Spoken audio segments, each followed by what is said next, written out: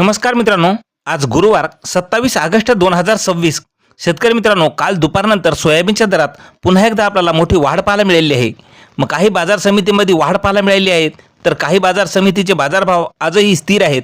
पहा सविस्तर माहिती शेवटपर्यंत कोणत्या बाजार समितीमध्ये भाव वाढलेले आहेत. मित्रांनो, पण चॅनलला सबस्क्राईब केलं नसतं सबस्क्राईब करा, कारण असे दररोजचे बाजारभावाचे व्हिडिओ आपल्याला पाहायला मिळतील. पहिली बाजार समिती आहे दिग्रस. आवक आली आहे सोयाबीनला 10 क्विंटलची. कमीत कमी दर मिळाले आहे 6,590 रुपये. सर्वसाधारण दर आणि जास्तीचा दर सुद्धा 6,590 रुपये मिळालेला आहे. यानंतरची बाजार समिती आहे आरवी. या ठिकाणी सोयाबीन आवक आलेली आहे 63 क्विंटलची. कमीत कमी दर मिळालेला आहे 5,500 रुपये. सर्वात जास्त दर मिळाला 6,800 रुपये, तर सर्वसाधारण दर मिळाला 6,000 रुपये. यानंतरची बाजार समिती आहे यवतमाळ. आवक आलेली आहे सोयाबीनला 10 क्विंटलची.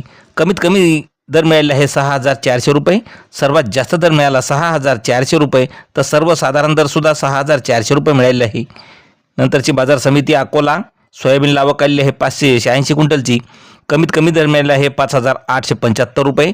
सर्वात जास्त दर मिळाला 6,650 रुपये, तर सर्वसाधारण दर मिळाला 6,400 रुपये. नंतरची बाजार समिती आहे लातूर. या ठिकाणी सोयाबीन आवक आलेली आहे 1,348 क्विंटलची. कमीत कमी दर मिळाले आहे 6,450 रुपये. सर्वात जास्त दर मिळाले आहे 6,690 रुपये, तर सर्वसाधारण दर हा 6,500 रुपये मिळालेला आहे.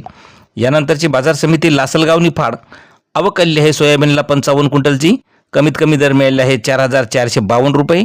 सर्वात जास्त दर मिळाला 6,599 रुपये, तर जास्तीचा दर सर्वसाधारण दर हा 6,551 रुपयाचा मिळालेला आहे.